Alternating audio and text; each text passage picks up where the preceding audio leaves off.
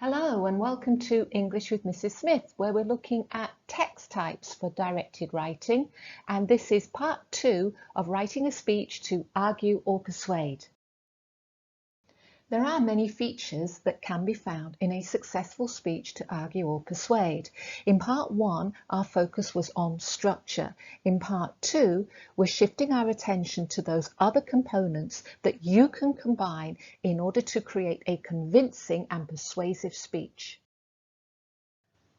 Why should we use the imperative voice when writing a speech to argue? Well, unlike writing to advise with its coaxing tone, when we're writing to persuade or argue, we give commands. We direct or even instruct the audience.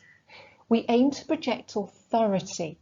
We want to promote assurance and certainty by making bold statements when we express our ideas. We're going to make use of authoritative modal verbs. These are invaluable when we argue or persuade. Should and must both compel forcefully. They should be stopped. We must find the solution. Also notice that both verbs generate a sense of urgency. You can increase that by adding a deadline. We should act now. We must do it today. A call to action aims to prompt an immediate response. To avoid any confusion, it should be kept simple and clear. Do it now. You may be wondering why you should include questions in your speech. Here are 3 great reasons. Number 1, questions make a great tool for organising sections of your speech. Use the question to lead into the section. Number 2, questions can rouse an emotional response. For example, will our problems go away if we ignore them? Can we allow this suffering to continue? You see? You can also use questions to undermine counterargument. You could ask, are you truly convinced by these flimsy excuses? Do you really believe these incredible claims? Now, let's talk about hyperbole, intensifiers, and hypotheticals. A little exaggeration can amplify the impact of any persuasive speech. For example, we have worked a lifetime for this miracle of technology. Or the world waits to see what will happen next.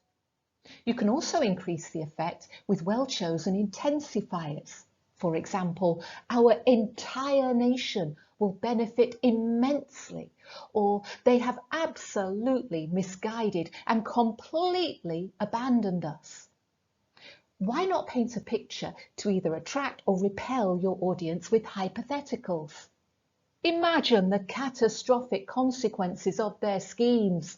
Picture our alternative, a stable, self-sustaining society.